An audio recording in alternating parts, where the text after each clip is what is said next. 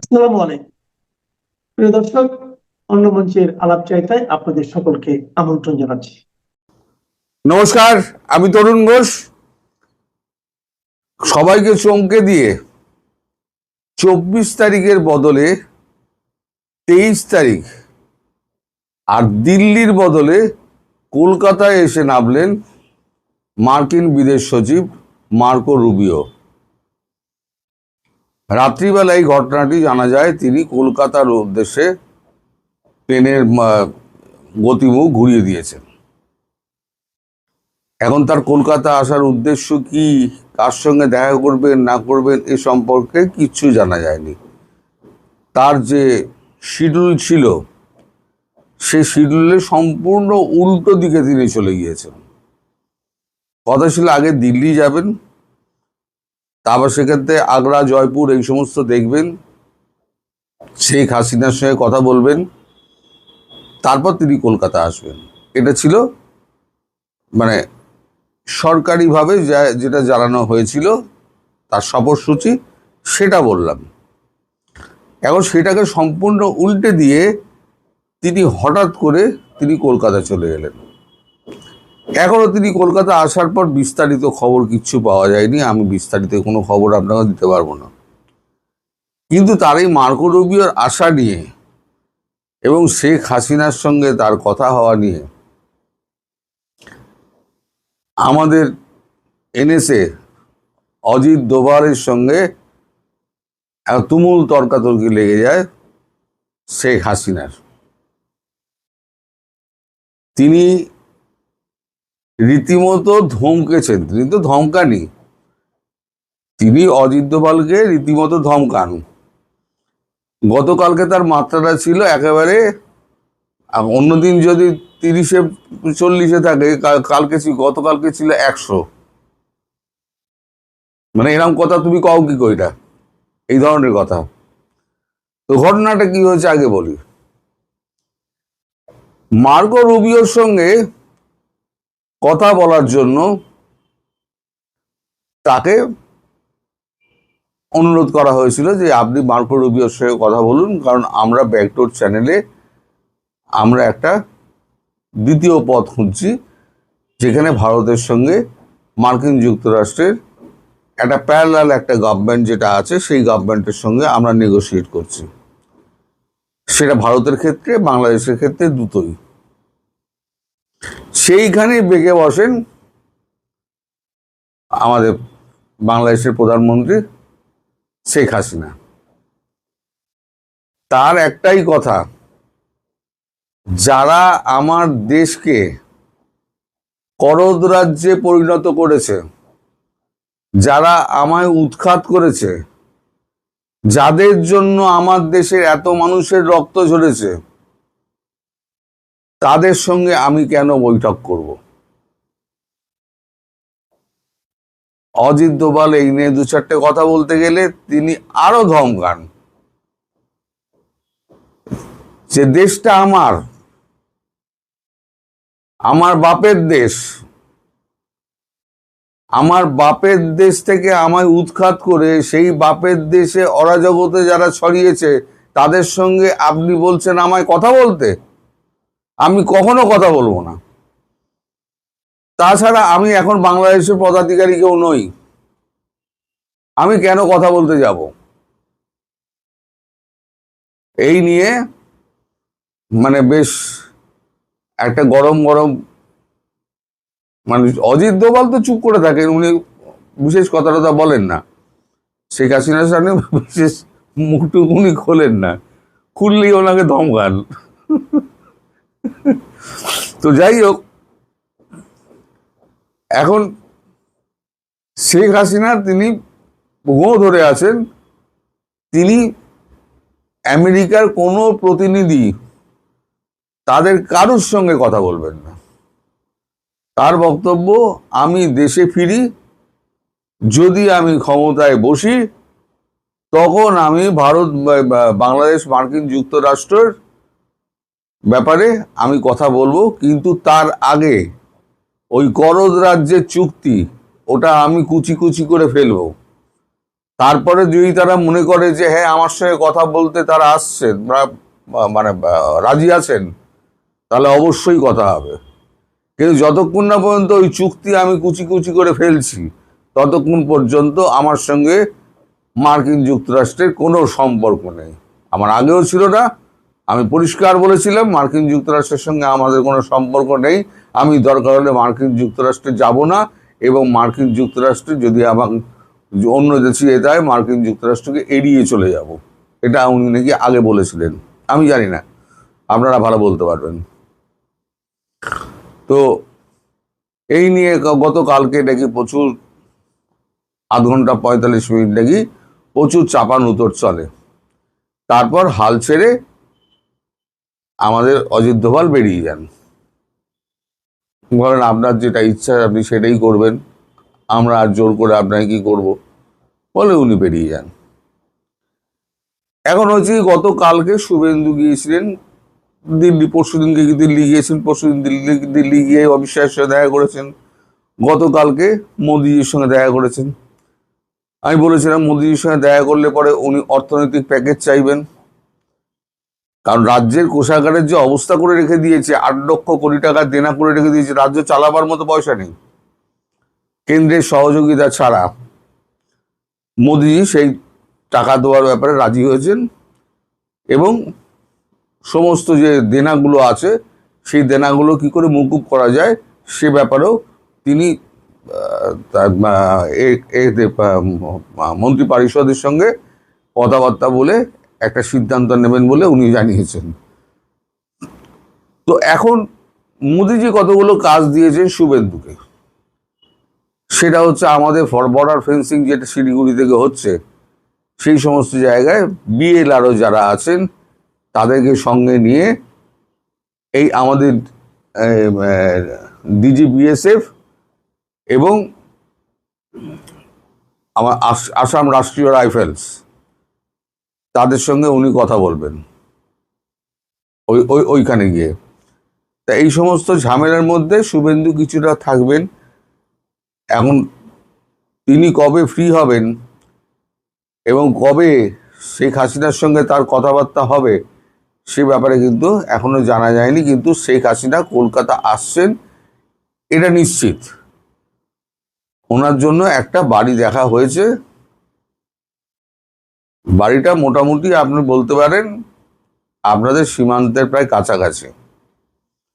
এখন ঘুরতে ঘুরতে যদি সীমান্তের ওদিকে চলে যান, ধরুন বেনাপোল সীমান্তের ওদিকে উনি চলে গেলেন, আখাউড়া বা বেনাপোল যে কোনো একটা সীমান্তে, আখাউড়ে যাবেন না, আপনি গেলে পনকা সীমান্তে যাবেন, তাহলে কি অবস্থা হবে বুঝে দেখুন। এমনি কলকাতা আসছেন শুনলে পরে এমনি হার্ট অ্যাটাক হয়ে যাবে। কলকাতা উপস্থিত হলে আইসিইউতে সব ভর্তি হয়ে যাবে। তারপরে উনি যদি আবার ওই সীমান্তের দরজায় গিয়ে দাঁড়ান আর পেছনে হাজার হাজার বজরং দল যদি ওনাকে ঘিরে থাকে, তাহলে পরে কি অবস্থার সৃষ্টি হতে পারে। এখানে ভারতের একটা খেলা রয়েছে। ভারতের খেলা হচ্ছে ওই যে আমি বলেছিলাম না, পুতুল নাচ নাচাবলাম, দড়ি ধরে পুতুল নাচ নাচাচ্ছে তারেক রহমান অ্যান্ড কোম্পানিকে।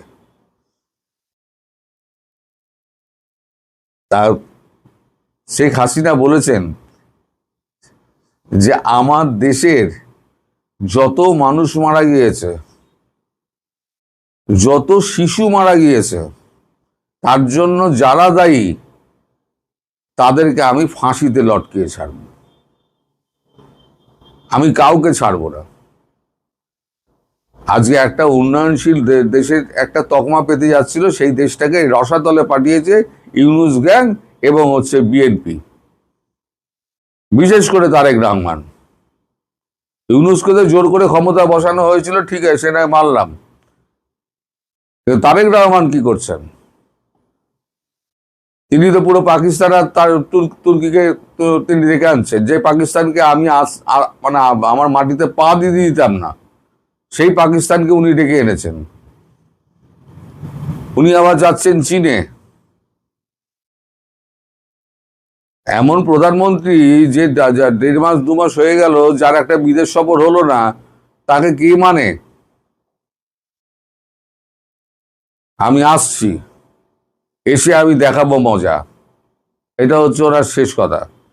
তবে উনি কলকাতা আসছেন, কোথায় উঠবেন সঠিক ঠিকানা আমিও জানি না, তবে সীমান্তের কাছাকাছি কোনো একটা সেফ হাউস দেখা হয়েছে, সেখানেই উনি থাকবেন। প্রহরা তো নিশ্চয়ই থাকবে, তার সঙ্গে থাকবে বজরং দল।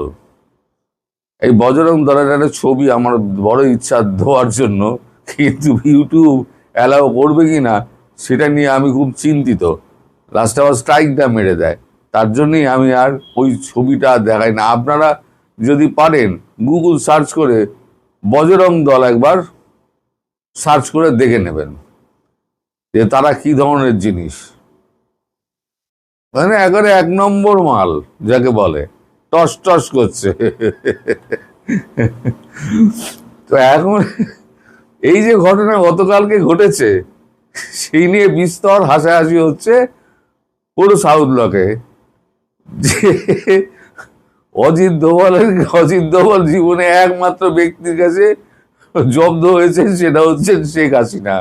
যাকে কেউ জব্দ করতে পারেনি, শেখ হাসিনা তাকে বসিয়ে 45 মিনিট চার কথা শুনিয়ে বাড়িতে পাঠিয়ে দিয়েছে। সেই নিয়ে প্রচুর হাসাহাসি হচ্ছে, অবশ্যই গোপনে, তার সামনে তো করার সাহস নেই, অবশ্যই গোপনে। আর শেখ হাসিনা তিনি তার নিজের জায়গায় আটকে রয়েছেন, তিনি কলকাতা আসছেন, তিনি মার্কো রুবিওর সঙ্গে আপাতত দেখা করবেন না। এবার যদি মোদিজি মধ্যস্থতা করেন, মোদিজি বাইরে ছিলেন, মোদিজি ফিরেছেন, ফিরেই তিনি ক্যাবিনেট বৈঠক করেছেন, ক্যাবিনেট বৈঠক করার পর তারপর শুভেন্দুর সঙ্গে কথা হয়েছে, এরপর উনি ফ্রি হলে এইবারে তো কলকাতা আসার কারণটা এবার খুঁজতে হবে, যে মার্কো রুবিও কলকাতা আসার যোগাযোগটা কেন, কাউকে না জানিয়ে। তারপরে তো মোদিজি হয়তো শেখ হাসিনার সঙ্গে হয়তো কথাবার্তা বললে হয়তো শেখ হাসিনা রাজি হলেও হতে পারেন। কিন্তু আমার যতদূর মনে হয়, এবং অজিত দোভাল যা রিপোর্ট দিয়েছে, তাতে কোনোভাবেই উনি আমেরিকার কোনো প্রতিনিধির সঙ্গে উনি কথা বলবেন না। আর উনি কথা বলবেন না মানে ওনার মানে উনি কথা বলবেনই না। আর সত্যি কথা, উনি কথা বলতে যাবেন কেন? ভারতেরও তো এটা অন্যায়। আপনি যা করছেন, আপনারা যা করছেন, আপনারা নিজেরা করুন।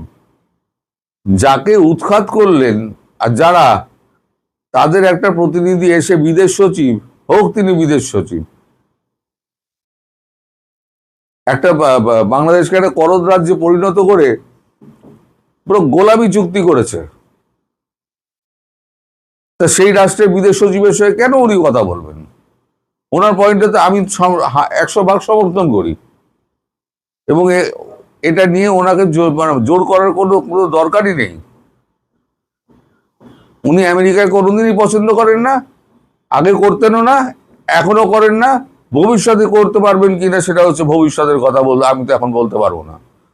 তবে এখন যে অবস্থা, তাতে মার্কো রুবিওর সঙ্গে আমার মনে হয় না শেখ হাসিনার কোনো রকম দেখা সাক্ষাৎ হবে। মানে উনি দেখা করবেন না। মার্কো রুবিও গেলে জোর করে তো আর যেতে পারবেন না। যদি যান, তাহলে সেক্ষেত্রে অন্তত অজিত দোভাল তো যাবেন না, জয়শঙ্করও যাবেন না, এটা আমি গ্যারান্টি দিয়ে বলতে পারি আপনাদেরকে। তা এখন মার্কো রুবিও দিল্লি যাক, শুভেন্দু ফ্রি হোক, তারপর তার কলকাতা আগমনের জন্য প্রস্তুত হন আপনারা। কলকাতা আগমন হওয়া মানে বর্ডারে তার দর্শন আপনারা পাবেন খুব তাড়াতাড়ি। সবাই ভালো থাকবেন, সুস্থ থাকবেন। ল অ্যান্ড অর্ডারের যে অবস্থা, মানুষ হতাশ, বিশ্বাস করতে পারতেছে না যে আসলে এরা পক্ষে থাকবে কিনা। আমরা দেখেছি, আপনি দেখেন, আইনের যদি সঠিক প্রয়োগ হতো, এদের বিচার হতো, তাহলে এরকম ধর্ষণটা মহামারী রূপ নিত না। মাদ্রাসায় বলৎকার নিয়ে দেখবেন টু শব্দটি করে না।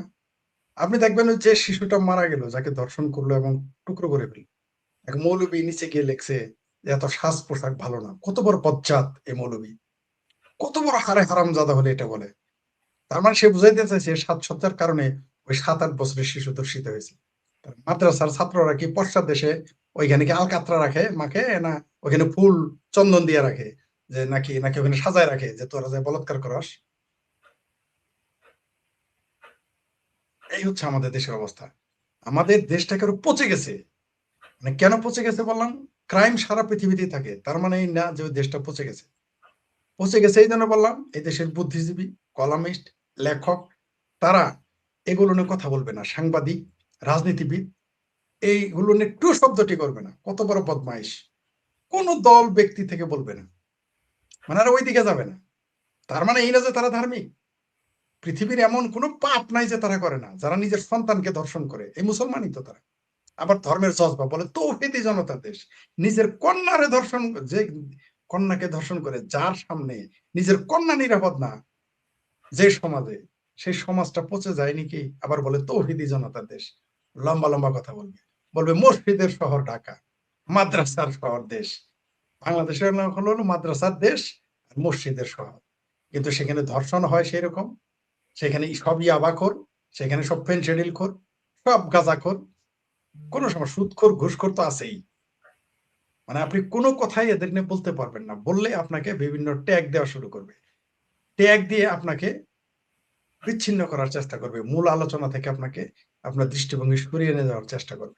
কিন্তু এটা যে অ্যাকচুয়ালি সে নিজেই গর্তে নিজেই খুঁড়তেছে, নিজের খাল নিজেই খুঁড়তেছে এবং নিজে সেখানে ডুবে যাবে নিজেরা, এটা তারা বুঝতে পারতেছে না। আমাদের এই সমাজটা টোটালি পচে গেছে। কোনো মানুষ দেশের অন্যায় নিয়ে কথা বলবে না। সবগুলোই সিলেক্টিভ। ধর্মের ব্যাপারে চুপ। ধর্মের যদি কোনো একটু রং পায় সেটা তো বলবেই না।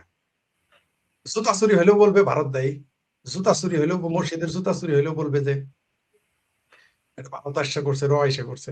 আপনি তো জানেন, আজকে বলেছে একজন, কালকে বলেছে যে এই বাংলাদেশ নাকি ধর্ষণ, এটা নাকি র করায়।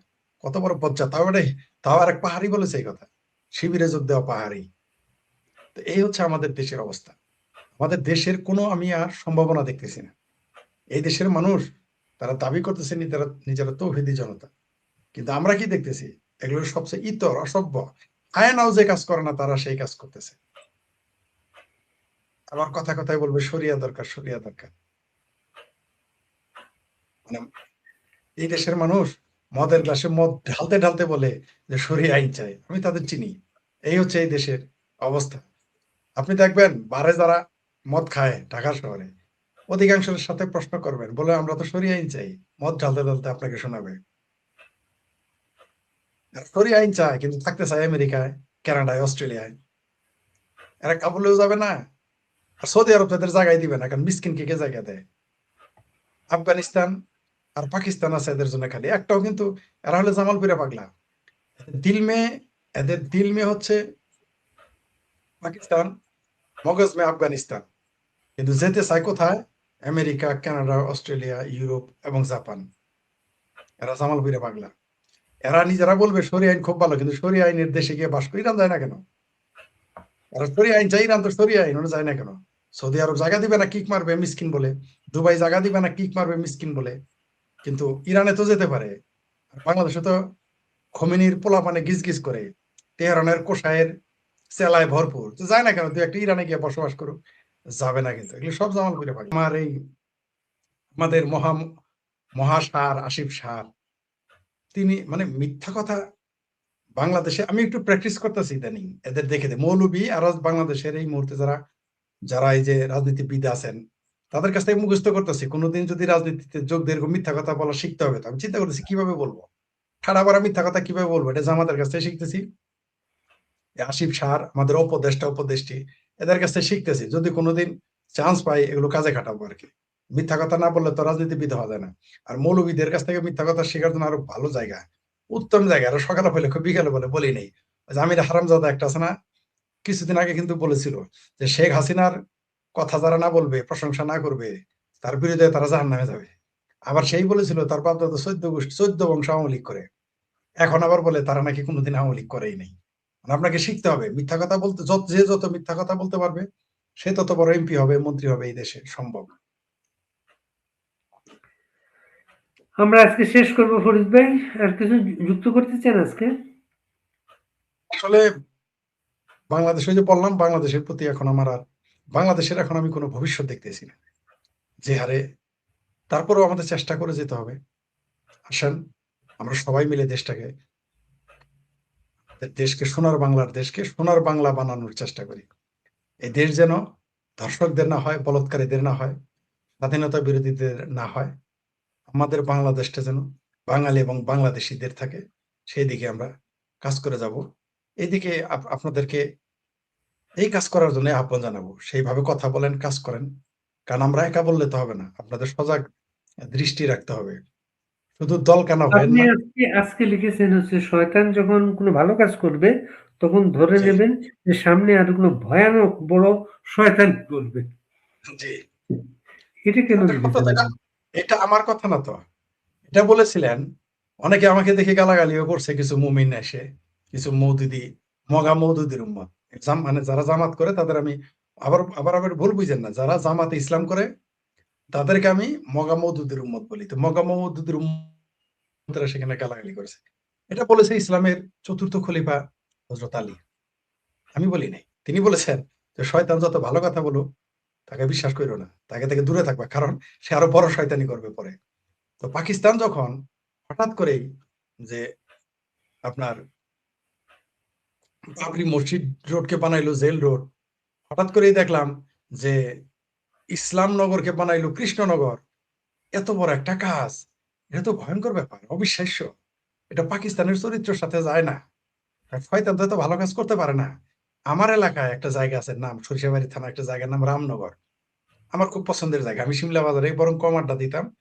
আমাদের পাশের জায়গা, পাশের মানে উপশহর আমাদের সরিষাবাড়ি, দুইটাকে উপশহর ধরা হয়, একটা রামনগর আর একটা হচ্ছে শিমলা বাজার। আমি শিমলা বাজারের। রামনগরের নাম কি জানেন এখন? আরামনগর। তো কোনো কারণে যদি এই রামনগরকে আরামনগর করতে যায় কেউ, সে তো এলাকায় ঢুকতে পারবে না।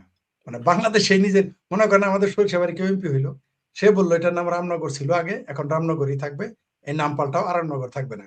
আমার ধারণা তার দলের লোকই তাকে পেটানো শুরু করবে। সেই জায়গায়, পাকিস্তানের মতো জায়গায় ইসলামনগরকে বানাইলো, ইসলামপুরাকে বানাইলো কৃষ্ণনগর। এটা কি বিশ্বাস করা যায়? আপনি আমাকে বলেন। তো এদের পিছনে তো কোনো না কোনো শয়তানি। প্রথমে চুপচাপ ছিলাম, একদিন দুই দিন দেখলাম, কিন্তু পরে আমার মনে হইলো, আমি তাকে বাধাই দিতে চাইছিলাম, মানে অভিনন্দন জানাতে চাইছিলাম। পরে ডক্টর হুমায়ুন আজাদ স্যারের কথা একটা মনে হলো, যে পাকিস্তান যদি ফুল নিয়েও আসে পাকিস্তানিরা, আমি তাদের বিশ্বাস করি না। কথা সত্য। সুতরাং তারা যখন এগুলো পরিবর্তন করতেছে, এর পিছনে বড় কোনো বদমাইশি আছে। এটা আমরা খুব শীঘ্রই দেখতে পারবো যে কি ধান্দা তাদের আছে। আর সবচেয়ে বিস্ময়কর ব্যাপার, আপনি কোনো মৌলবীকে প্রতিবাদ করতে দেখেছেন পাকিস্তানে? কোন পত্রিকায় তারা ছবি পেয়েছেন? কিন্তু এর চেয়ে ছোটখাটো বিষয় হলে তারা গোলাগুলি, মারামারি, কাটাকাটি, তারা মসজিদের মধ্যে প্রতি শুক্রবারই ধামাকা করে। তারা টু শব্দটি করলো না, দাল মে কুছ তো কালা হায়। এটা খোদ ভারতে ঘটলেও তো তখন মিছিল মিটিং শুরু হয়ে যেত। এরকম ঘটনা বাংলাদেশে মিছিল মিটিং করতো। আর সেই জায়গায় খোদ পাকিস্তানে এত বড় ঘটনা ঘটলো, কেউ কিছু বলে না। দাল মে কুছ তো কালা হায়। সেই জন্য বলছে যে শয়তান যত ভালো কাজ করুক বিশ্বাস করা যাবে না, সে আরো ভয়ঙ্কর রূপে ভয়ঙ্কর শয়তানি কাজ করবে, বড় শয়তানি কাজ করবে বলে সে ছোট ছোট ভালো কাজ করে। এই জায়গায় ফরিদ ভাইয়ের কাছে প্রশ্ন, 3টা ধর্ষণ হলো, একটা শিশু মারা গেল, এটা নিয়ে জামাতিতে এদের মাথা ব্যথা থাকবে কেন? এদের মাথা ব্যথা তো এদের মাথা ব্যথা হলো 24 এর জুলাই সন্ত্রাসীদের সনদ নেওয়ার কোনো মাথা ব্যথা নাই। ওই ভাবির পোলারা যেভাবে সুদূর বুদুর করে, ফালাফালি করে, আষাঢ় মাসের ব্যাঙের ছাওয়ের মতো। মির্জা আব্বাসকে তো গালি দিতে দিতে আর কমায় ফালাই দিছে, কমায় পাঠাইছে। আরেকজন বিএনপি নেতাকে তো ডাইরেক্ট বলতেছে মাফিয়া, তারেক রহমানকে গালি দেয়। এই বাংলাদেশেই প্রথম আমরা শুনলাম কোন প্রধানমন্ত্রীকে প্রকাশ্যকে কুলাঙ্গারের বাচ্চা বলে। আমরা এবার দেখেছি কারোর কিছু হয় না। কেন হয় না? দাল মে কুছ তো কালা হায়। এখন সামাদ ভাইয়ের ছেলেকে যদি আমি বলে দেই, এই শোনো, তুমি আমারে যা ইচ্ছা তাই বলো, কোনো সমস্যা নাই, সে তো বলতেই পারে। ড্রামা যদি আমি সাজাই যে তোমার বাবা কিন্তু তোমার দৌড়ানি দিবে, দৌড়ায় আমার আমার খালার বাসায় চলে যাওয়া, তুমি কোনো সমস্যা নেই। এগুলো ড্রামা। আপনি একটা জিনিস খেয়াল করেন, যে জায়গায় জয় বাংলা স্লোগান দেওয়া যায় না, যেখানে বঙ্গবন্ধুর শব্দ চয়ন করা যায় না, শেখ হাসিনার নাম নেওয়া যায় না, সেইখানে একটা মানুষ সরাসরি তারেক রহমানকে কুলাঙ্গার বলতেছে, বিএনপির নেতা মন্ত্রীদের যা ইচ্ছা তাই বলতেছে, একজন তো কোমাতেই পড়ে গেছে। সে কিভাবে ঢাকা শহরে ঘুরে? বিএনপির ওয়ার্ডের একটা নেতার যে পাওয়ার থাকার কথা আমরা দেখেছি অতীতে, বা যেটা আওয়ামী লীগের নেতাদের সাথে দেখা, যাদের আগে প্যাট ছিল, পিঠের সাথে লাগানো গাল ছিল এরকম ট্যাপ খাওয়া, ভাঙা পাতিলের মতো, গর্দানে তো কিছুই ছিল না, সেনাই গোস্ত ছিল না, এখন তাদের পাছা ফুলে ময়মনসিংহে পাউরুটি হয়ে গেছে, গাল হয়ে গেছে টেপা মাছ, পেট হয়ে গেছে মনে হয় যে 7 মাসে গর্ভবতী ছাগল বা পাড়া। আবার আবার দেখবেন তাদের গর্দান হয়ে গেছে দুম্বার মতো। তো তারপরেও কেউ কিছু বলে না, নিশ্চয়ই কোনো কারণ আছে। এই দুঃসাহস তারা কোথায় পায়? আমার ভাবির পোলারা এত বড় মর্দ, এরা তো আমার সামনে এই ধরনের কথা বলে চাপার ধন্না লাগালো ঘুরাই দিবে, দিত। কিন্তু তারেক রহমান, বিএনপির মন্ত্রী, বাগা বাগা মন্ত্রী, তাদের বিরুদ্ধে এত কিছু করলে বললে কিছুই হয় না। তো একটা রহস্য তো এখানে আছেই।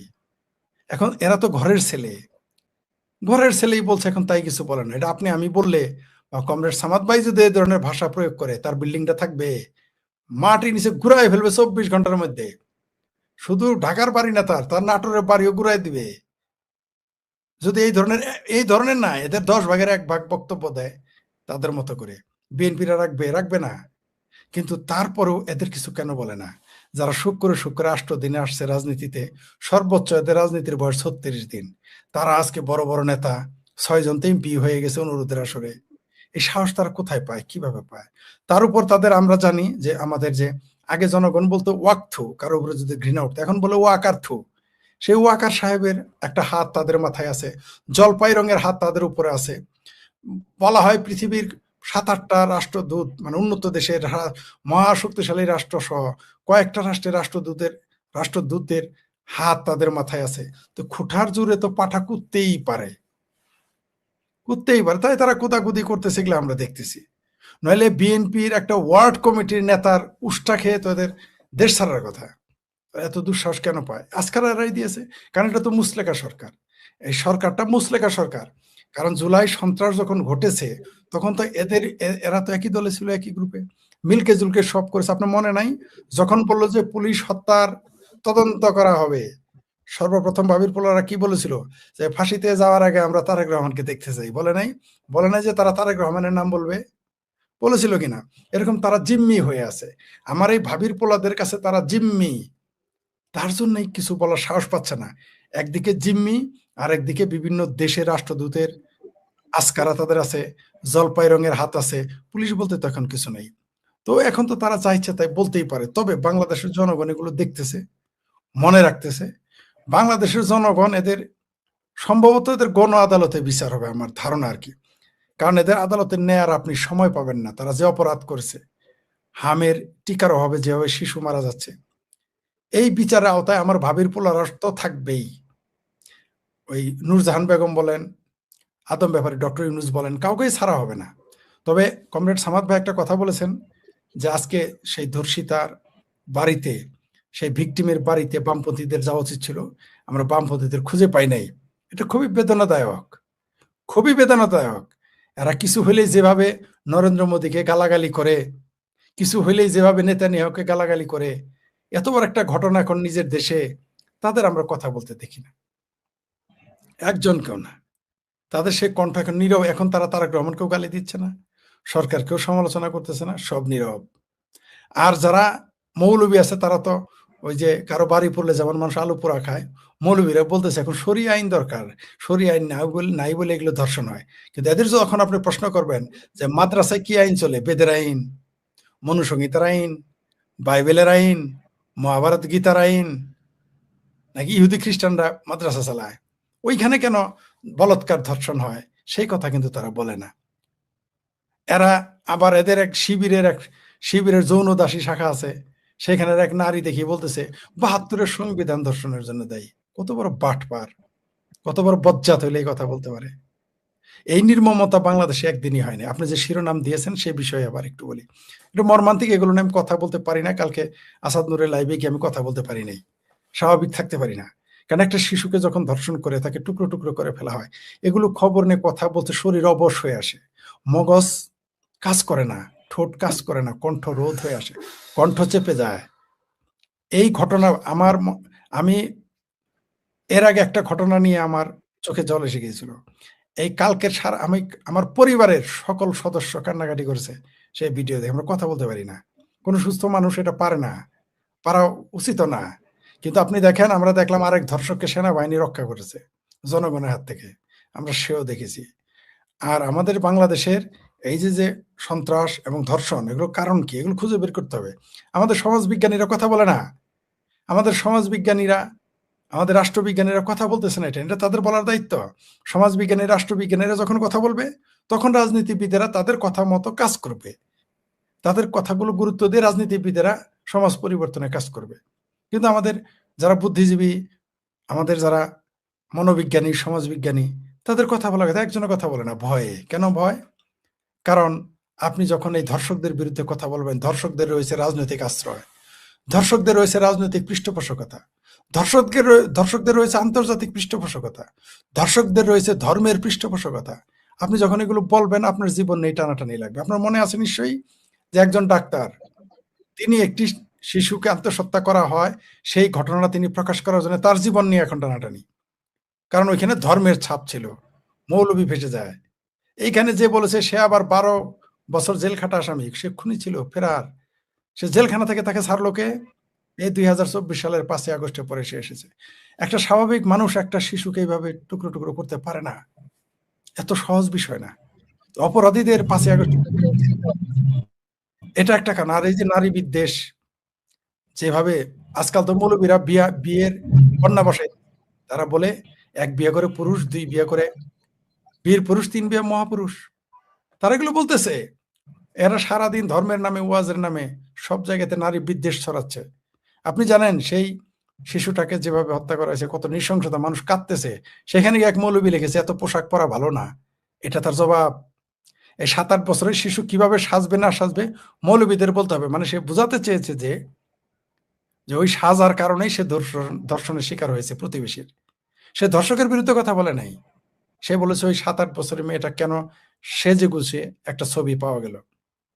আমি যদি এখন সেই মৌলবীরে বলি বদমাইশ, বদের বাচ্চা বদ, তো মাদ্রাসার যে পোলাপান থাকে তাদের পাশা কি সাজানো গোছানো থাকে? ওখানে কি ফুল চন্দন দিয়ে পূজা করে তারপরে নিয়ে যায়? না ওইখানে সাজানো গোছানো থাকে, তোরা সাজায় নিয়ে যাস, যে সেগুলো দেখে মৌলবীরা উপরে চড়ে বসে ছোট ছোট বাচ্চাদের। এগুলো বললেই তখন আমরা হয়ে যাব ধর্মদ্রোহী, দেশদ্রোহী, যার মনে যা যায় ট্যাগ দেওয়ার দেবে। কিন্তু আমরা আসল জায়গায় যাচ্ছি না।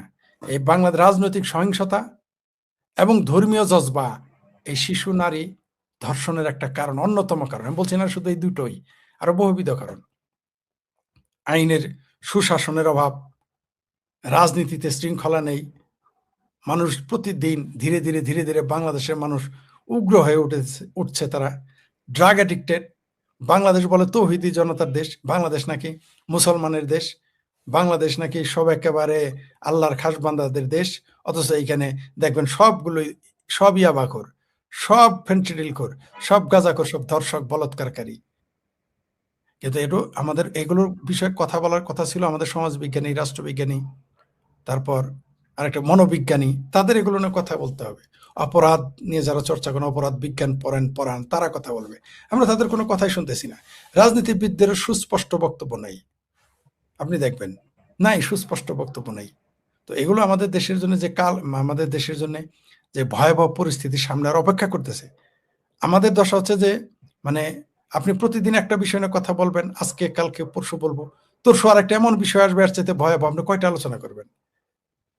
আপনি এই যে আমরা যতক্ষণ আলোচনা করতেছি ততক্ষণ হয়তো একটা ঘটনা ঘটে গেছে এর চেয়ে ভয়াবহ।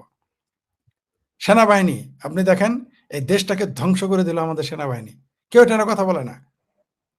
এই মুহূর্তে সেনাবাহিনী মাঠে, তাদের কাজটা কি? আঙুল চুষে? 32 নম্বর বাড়ি যখন ভাঙে তার আঙুল চুষে, শিশু দর্শন হয় তার আঙুল চুষে।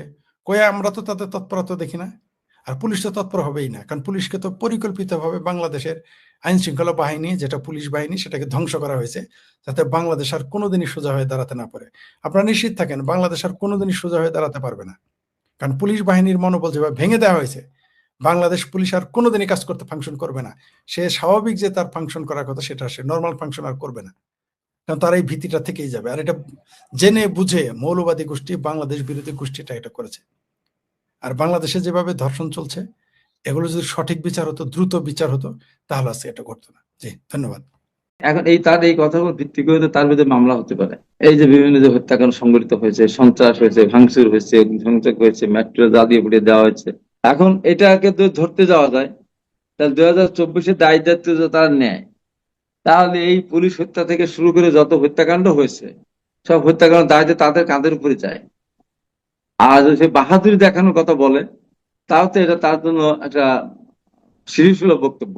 তারা এমন কোনো বাহাদুর ছিল না তখন, কিসের বৈষম্যবিরোধী? এখানে কি বলা ছিল যে আমার কৃষক বৈষম্যের শিকার হবে না, এখানে কি বলা ছিল আমার শ্রমিক বৈষম্যের শিকার হবে না, এখানে বলা ছিল আমার ক্ষেত মজুর বৈষম্যের শিকার হবে না? তা তো ছিল না, ছিল শুধুমাত্র চাকরির ক্ষেত্রে। তা কোন চাকরি?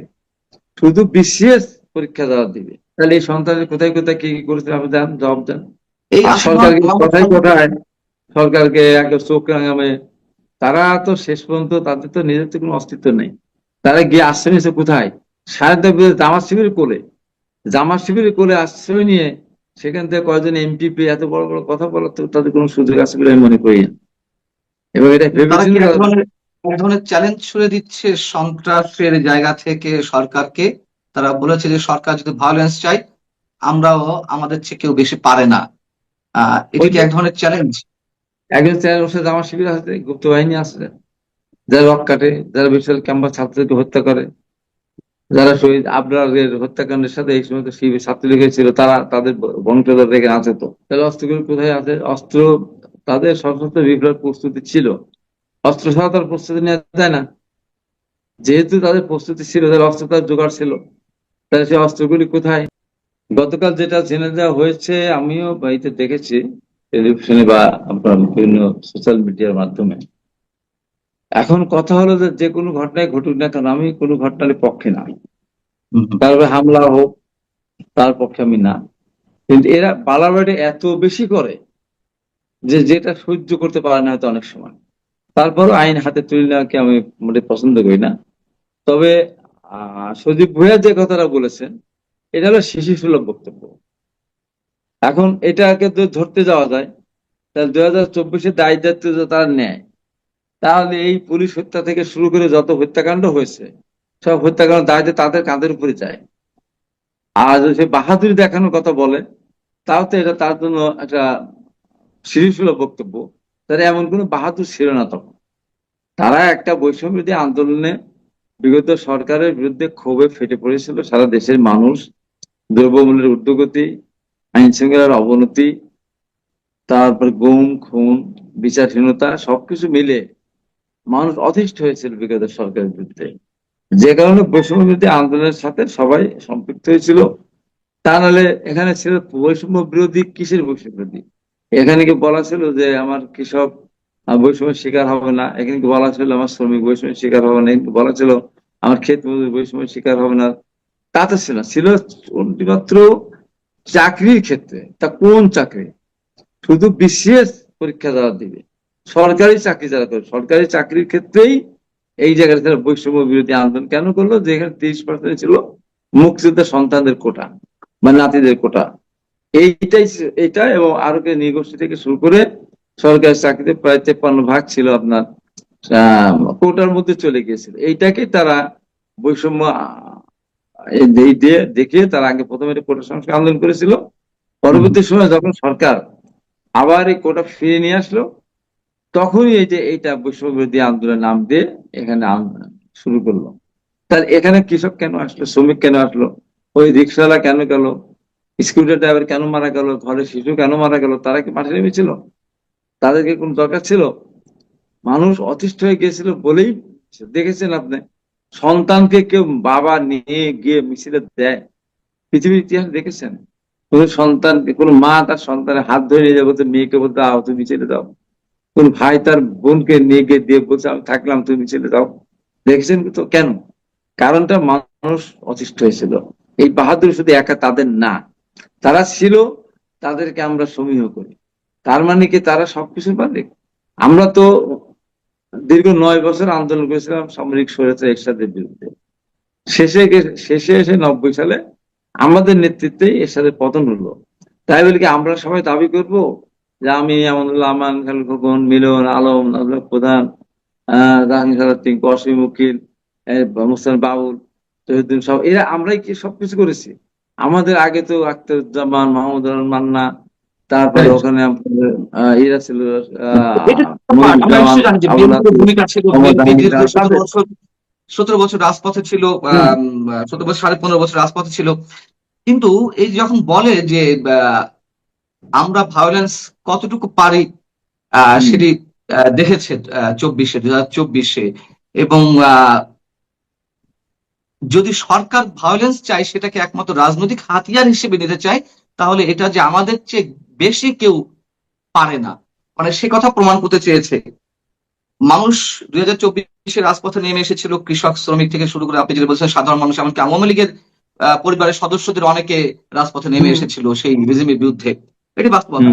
কিন্তু যে সন্ত্রাসী কর্মকাণ্ডগুলো ঘটেছে, যে হত্যাকাণ্ডগুলো ঘটেছে, এখন এসে এনসিপি নেতারা বলছেন যে ভায়োলেন্স আমরা দেখে দিয়েছি, তাহলে তো ওটা কোনো বিপ্লব ছিল না, ওটা তো কেবলমাত্র সন্ত্রাসী ছিল নাকি? এটা কি প্রমাণ করে? না, এটা তো তাদের বুদ্ধিহীনতা এবং তাদের যে অভিজ্ঞতার অভাব। তো এই কথাটা বলে নিজের কাঁধের উপরে এত বড় দায় দায়িত্ব নেওয়ার কত বোকামিকে করে, এটা আমার পৃথিবীর ইতিহাসে এটা আমার কিন্তু দেখিনি। এখন এই কথার উপর ভিত্তি করে তো তার বিরুদ্ধে মামলা হতে পারে। এই যে বিভিন্ন যে হত্যাকাণ্ড সংঘটিত হয়েছে, সন্ত্রাস হয়েছে, ভাঙচুর হয়েছে, অগ্নিসংযোগ হয়েছে, মেট্রো জ্বালিয়ে পুড়িয়ে দেওয়া হয়েছে, তারা কি পারে না পারে সে দেখা গিয়েছে। ঢাকা বিশ্ববিদ্যালয় থেকে যে ঘটনাগুলি ঘটলো, এবং ঢাকা বিশ্ববিদ্যালয়তে একটা ঘটনা ঢাকা বিশ্ববিদ্যালয়ের ছাত্ররা আমরাও করেছি। ঢাকা বিশ্ববিদ্যালয়ের ছাত্র নেতা ছিল ইব্রাহিম সেলিম, দেলোয়ার, আপন, বসুনিয়া, দেবরিশা, জাফর, জয়নাল, কাঞ্চন, মুজাম্মেলেরা, বসুনিয়া। এই যে বিগত আন্দোলনটা হলো, এই আন্দোলনে ঢাকা বিশ্ববিদ্যালয়ের একজন ছাত্র নেতা কি শহীদ হয়েছে? একজনকে দেখাতে পারবেন? আন্দোলন তো লাস্ট পর্যন্ত ছেড়েই দিয়েছিল। তারা তো হারুনের এইতে গিয়ে ডিবি অফিসে হারুন ধরে নিয়ে যাওয়ার পরে তাদের সাথে কথাবার্তা বললো, কি ভয় দেখালো না দেখালো, তারা সিগনেচার দিয়ে দিল, তারা আন্দোলন করবে না, সন্ত্রাসের সাথে যুক্ত না। তাদের ওই কথাগুলি মনে করে দেওয়া উচিত। আমরা সরকার পতনের আন্দোলনের সাথে নেই, আমরা ভাঙচুরের সাথে নেই, অগ্নিসংযোগের সাথে নেই, এই সমস্ত দায় দায়িত্ব আমরা নেবো না, পরিষ্কার ভাবে তারা বলে দিয়েছিল। কিন্তু সেদিন বেসরকারি বিশ্ববিদ্যালয়ের ছাত্ররা এবং তাদের বাইরে যারা ছিল, বৈষম্য ছাত্র আন্দোলনের প্রথম সারির নেতাদের বাইরে যারা ছিল, তারা বলেছিল না, আমরা আন্দোলন চালিয়ে যাবো। আপনি বলছেন যে যে মন্তব্য আসিফ মাহমুদ সজীব ভুঁইয়া করেছেন, তাহলে তার বিরুদ্ধে মামলা হতে পারে যদি সন্ত্রাস হয়ে থাকে সেগুলা। আচ্ছা, না, এটা স্বীকার করে থাকে, তারপরে এটা আমার তো কিছু করার নেই, এটা প্রশাসন জিজ্ঞাসা করতে পারে। এই আসিফ মাহমুদ সজীব ভুঁইয়া, তাহলে এই সন্ত্রাসের কোথায় কোথায় কি করেছে আপনি দেন, জবাব দেন। এই আর আসিফ সরকারকে মাহমুদ কোথায় কোথায় সরকারকে একটা চোখ রাঙামে, তারা তো শেষ পর্যন্ত তাদের তো নিজের তো কোনো অস্তিত্ব নেই। তারা গিয়ে আশ্রয় নিয়েছে কোথায়? সারদা জামাত শিবিরের কোলে, জামাত শিবিরের কোলে আশ্রয় নিয়ে সেখান থেকে কয়েকজন এমপি এত বড় বড় কথা বলার তো তাদের কোনো সুযোগ আছে বলে আমি মনে করি না। এবং এটা তারা কি ভেবেছিলেন এক ধরনের চ্যালেঞ্জ ছুড়ে দিচ্ছে সন্ত্রাসের জায়গা থেকে সরকারকে? তারা বলেছে যে সরকার যদি ভায়োলেন্স চায়, আমরাও আমাদের চেয়ে কেউ বেশি পারে না। এটি কি এক ধরনের চ্যালেঞ্জ? একজন স্যার জামাত শিবির আছে, গুপ্ত বাহিনী আছে, যারা রক কাটে, যারা বিশাল ক্যাম্পাস ছাত্রদেরকে হত্যা করে, যারা শহীদ আবরারের হত্যাকাণ্ডের সাথে এই সময় শিবির ছাত্রলীগের ছিল, তারা তাদের বংশধর রেখে আছে। তো যে কারণে তারা এই কথা বলতে পারতেছে। স্বাধীনতার বিরুদ্ধে এত মানুষকে হত্যা করেছে, এত নারী ধর্ষণ করে, বাড়ি জ্বালিয়ে দিয়েছে, এত তাদের বিরুদ্ধে কোনো আছে অনুষ্ঠান আছে? এই সাহসী হয়তো বলেছে যে আমাদের সাথে কেউ 24-এ দেখানোর ব্যাপার অত বাহাদুরি তারাই না। 24-এ বাহাদুরি এদের জনগণ, 24-এ হ্যাডাম এদের জনগণ। এদেশের ওই বাদাম বিক্রি করা, মুড়ি বিক্রি করা, ঝালমুড়ি বিক্রি করা, ওই রিক্সাওয়ালা, ওই যে এই পানের দোকানদার, তাদের জীবন দিয়েছে তারা, শ্রমিকরা জীবন দিয়েছে বেশি, এই হ্যাডামটা তাদের। 5 আগস্ট যদি শেখ হাসিনা সরকারের পতন না করতো তাহলে আমাদের সশস্ত্র বিপ্লবের প্রস্তুতি ছিল। তাহলে সশস্ত্র বিপ্লবের জন্য তো অস্ত্রের প্রয়োজন হয়, সেই অস্ত্রগুলোর বিষয়ে কোনো সন্ধান পাওয়া গেছে বা আপনারা কি মনে করেন? না, এটা জিজ্ঞাসা করুক, তাহলে অস্ত্রগুলো কোথায় আছে? অস্ত্র তাদের সশস্ত্র বিপ্লব প্রস্তুতি ছিল, অস্ত্র ছাড়া তার প্রস্তুতি নেওয়া যায় না। যেহেতু তাদের প্রস্তুতি ছিল, তাদের অস্ত্র তার জোগাড় ছিল, তাহলে সেই অস্ত্রগুলি কোথায়? তাহলে এখন জিজ্ঞাসা করুক যে আপনার অস্ত্রগুলি কোথায়, তাহলে আপনার সশস্ত্র বিপ্লবের জন্য। এখন এই জিজ্ঞাসা কে করবে? আমরা তো আমরা সব করতেই পারি, কিন্তু তদন্ত কে করবে? সরকারই তো করা উচিত, বিষয়টা খতিয়ে দেখা উচিত না? কিংবা 400 থানা লুট হলো, সেই থানার অস্ত্রগুলো কোথায়? হ্যাঁ, তখনই যে বলা হচ্ছে 400 যখন ইন্টারিম গভর্নমেন্ট ছিল না, ইন্টারিম গভর্নমেন্ট ছিল যে তোমার অস্ত্রগুলো কোথায় আছে বাবা, দাও তো। তোমাদের অস্ত্র জোগাড় করেই তো সশস্ত্র বিপ্লব করতে চেয়েছিলেন। ওরা সশস্ত্র বিপ্লবের যে অস্ত্রগুলি তো চাওয়া উচিত ছিল, কে বলে ওই ইন্টারিম গভর্নমেন্টের চাওয়া উচিত ছিল। যে তুমি অস্ত্র দিয়ে দাও, জমা দাও, তাহলে দেশের অস্ত্র যে এখন তো ইন্টারিম গভর্নমেন্ট নেই, এখন তো বিএনপি সরকার, তাহলে এখন দায়িত্ব কার? কারা এগুলো তদন্ত এখন করবে? তো না, যখন বলেছিল এটা সাথে সাথে তখন তো আমল নেওয়া হচ্ছে, আমল নিলে তো এখন তদন্ত হতো, তদন্ত আমলে নেয়নি, বিগত সরকার তো আমলে নেয়নি। আমলে নিলে তো এখন সুবিধা হতো, এই সরকার কন্টিনিউ করতে পারতো যে তুমি তুমি অস্ত্রগুলো দাও। আপনি মামলার কথা বলছিলেন, সেই জায়গা থেকে আরেকটি প্রসঙ্গ নিয়ে আসতে চাই। এই আসিফ মাহমুদ সজীব ভুইয়ারি, এটা বিএনপি সরকারের সময় এসে বলেছে যে ডিপ স্টেটের পক্ষ থেকে তাদের কাছে প্রস্তাব ছিল যে নানান ধরনের শর্ত মানলে তারা 2029 সাল পর্যন্ত ক্ষমতায় থাকতে পারবে বা তাদেরকে ক্ষমতায় রাখা হবে, অর্থাৎ ডক্টর ইউনূস সরকার বা এই ছাত্ররা যাই বলি না কেন। তাহলে ডিপ স্টেটের এই বিষয়টি নিয়েও তখন অনেক আলোচনা হয়েছে। এটা এই সবে মাত্র 1-1.5 মাস আগে সেই মন্তব্যটি করেছে। তাহলে এখন জি, ওই পর্যায়ে আলোচনা করার যোগ্যতা তাদের সেটা অর্জন করেছিল, তারা অর্জন করেছিল। তারা কোন পর্যায়ের নেতা ছিল, তাদের নাম কেউ জানতে দেশে? তারা কি ছাত্রলীগ করে কি বড় নেতা ছিল? ছাত্রলীগের শিবির করলে কি সেই শিবিরেরই বড় নেতা ছিল তারা? বা অন্য সংগঠন করে সেই সংগঠন তারা মাথা ছিল? তারা একটা একটা নির্দিষ্ট একটা বিষয় নিয়ে তারা আন্দোলন নেমেছিল, সেই কারণে সবাই নেমেছিল, যে কারণগুলো বললো এই কারণে। এখন বুদ্ধি অনেক কিছুই বেরোচ্ছে। এখন উনি তো কিছু দায়িত্বে ছিলেন, উনি উনি এই যে মন্ত্রীর দায়িত্বে, বিশাল মতো দায়িত্বে ছিলেন। উনি কি করেছেন? কত অনিয়ম ওখানে হয়েছে, কত দুর্নীতি ওখানে হয়েছে, হ্যাঁ, কত ধরনের প্রমোশন বাণিজ্য, এই বাণিজ্য, চাকরি বাণিজ্য, এগুলি হয়েছে, বা বদলি বাণিজ্য হয়েছে। আমার কথা না, মানুষ বলে, আমি তো মিডিয়া যা আসে তা সেই কথাগুলি বলি। তো উনি তো ক্ষমতা দেখালেন, কোর্ট রায় দিয়ে দিল এরশাদকে সিটি কর্পোরেশন মেয়র হিসেবে যোগদান করার জন্য, শপথ নেওয়ার জন্য, উনি দিলেন না করতে। এখন আজকে সে এরশাদ কেন্দ্রের মন্ত্রী, সংসদ সদস্য হয়েছেন, মন্ত্রী হয়েছেন। এরশাদের বাবার অবদানও ছেড়ে দেশে, মুক্তিযোদ্ধা সাদেক খোকার ছেলে। উনি ক্ষমতা দেখালেন, দাপটের সাথে ক্ষমতা, এখন কোথায়? এবং উনি অল্প কয়েকদিন, ওনাদের তো গায়ে স্পর্শ লাগার কথা ছিল, কোনো মানে কাদা লাগার কথা না, কিন্তু কত কাদা ল্যাপটেছে গায়ে। বিভিন্ন জন তো বলে তাদের চাল চলন, হাঁসের মাংস খাওয়া থেকে শুরু করে, যারা কোনো ওয়েস্টার্ন ধারে ধারে দিয়ে যায় নাই, তারা ওয়েস্টার্নে খেতে যেত হাঁসের মাংস, ওই যে গুলশানের কোথায় খেতে যেত। এগুলো তো মানুষ বলে, আমার কথা না। তাদের লাইফ স্টাইল কত পরিবর্তন হয়েছে না, কত পরিবর্তন হয়েছে তারা। এখন একটা সরকার, এক নির্বাচিত সরকার, এই সরকার আজকে এরা বলার সাহসের ভাষায় বিএনপির বিশ্বাসঘাতক, বেঈমান, মুনাফেক, মির্জাফর, এরা যদি জামাত ইসলামকে ভোট না দিত আর দলের বিরুদ্ধে স্বতন্ত্র প্রার্থী না হয়তো, ৭০ জন স্বতন্ত্র প্রার্থী নির্বাচন না করতো, আর বিএনপি যে সমস্ত নেতারা আগে এমপি ছিলেন বা বিভিন্নভাবে দলের নেতা ছিলেন, তারা নমিনেশন না পাওয়ার কারণে, স্বতন্ত্র প্রার্থী না হওয়া সত্ত্বেও তারা জামাতের কাছ থেকে টাকা খেয়ে তারা বিএনপি প্রার্থীকে হারানোর জন্য জামাতের পক্ষে ভোট দিয়েছিল বলেই আজকে এতগুলি আসন তারা পেয়েছে। জামাত আর এই এনসিপি মিলে 20টা আসন পেত না, খুব বেশি 12 থেকে 15টা আসন, 20টা আসন ধারে কাছে যেত না। কোথায় আসন পেত না? এই সমস্ত বিদ্রোহী বিএনপির, এই সমস্ত মুনাফিকদের কারণে তারা আজকে আসন পেয়েছে। আর বড় বড় কথা বলে তারা, তাদের ভোট দিয়েছে কারণ ভোট দিয়েছে আওয়ামী লীগ, এক শ্রেণীর আওয়ামী লীগ। কিছু কিছু জায়গায় হয়তো আওয়ামী লীগ বিএনপি প্রার্থীকে ভালো সম্পর্কের কারণে দিয়েছে, কিন্তু অধিকাংশ জায়গায় তারা বিএনপি কে ভোট দেয়, তারা ভোট দিয়েছে আওয়ামী লীগকে, তারা ভোট দিয়েছে জামাতকে। আমার ওখানে যেমন। এবং এই যে আওয়ামী লীগ কেন জামাতকে ভোট দেবে? আওয়ামী লীগ কেন জামাতকে ভোট দিবে? বরঞ্চ আদর্শের দিক থেকে জামাতের চেয়ে বিএনপি আওয়ামী লীগ কাছাকাছি। আওয়ামী লীগ জামাতকে ভোট দেওয়ার কারণ হলো যে আওয়ামী লীগ জামাতকে ভোট না দেয়, বিএনপির ভোটের পার্সেন্টেজ তো অনেক বেশি বেড়ে যেত, এবং বিএনপি 270-75টা আসন একাই আসন পেত।